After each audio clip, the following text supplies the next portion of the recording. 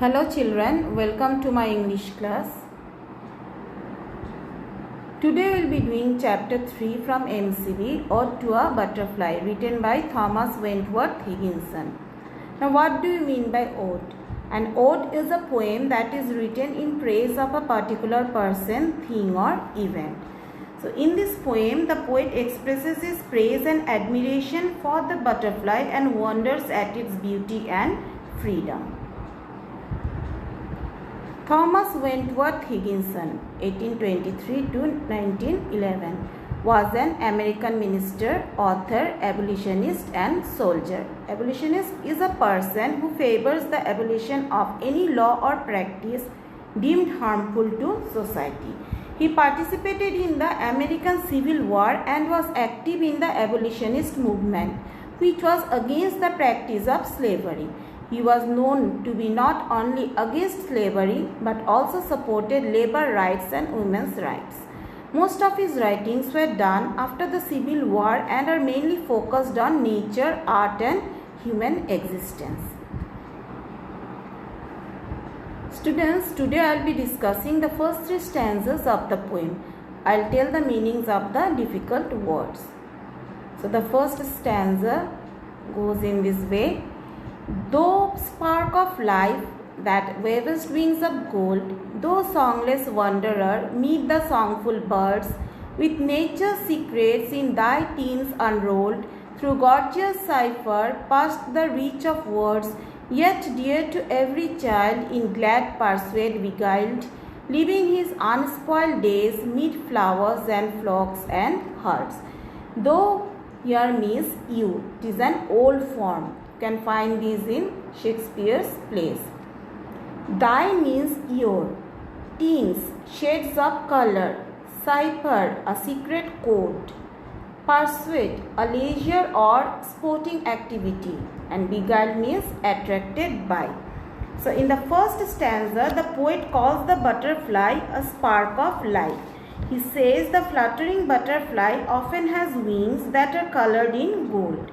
He says that even though the butterfly cannot sing or make any sounds, nature has colored it with so much beauty that it does not need songs or words to fly among the singing birds.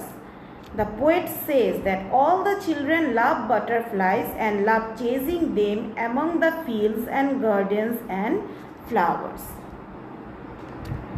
Though winged blossom, liberated thing, what secret tie binds thee to other flowers, still held within the garden's fostering?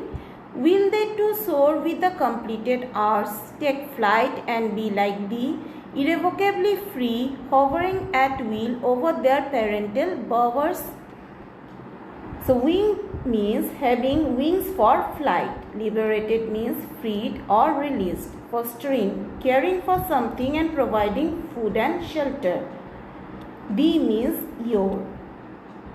Irrevocably means a way that is impossible to change. Hovering, to stay in one place in the air by moving the wings quickly. And bowers means a shady leafy shelter in a garden or wood. Wood means forest. So in the second stanza, the poet wonders why the butterflies are bound to the flowers in the gardens.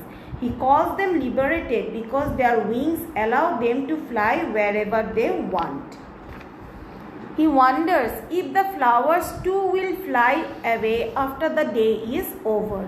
He asks if they will also fly and be free like the butterfly while hovering over their garden. Or is thy lustre, drawn from heavenly hues, a sumptuous drifting fragment of the sky, caught when the sunset its last glance imbues, with sudden splendor and the tree tops high, grapes that sweep blazonry, then lend those tints to thee, on thee to float a few short hours and die?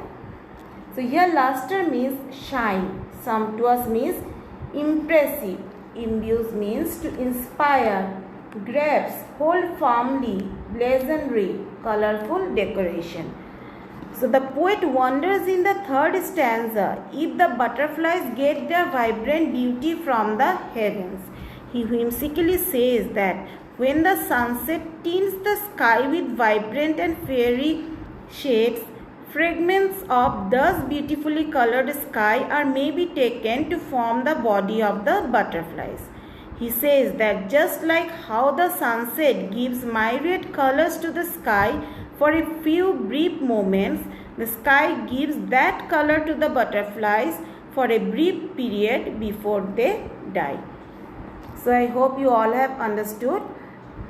If there is any doubt, please ask me in the live class. So the remaining 3 stanzas I will be discussing in the next class. Thank you children. Have a great day.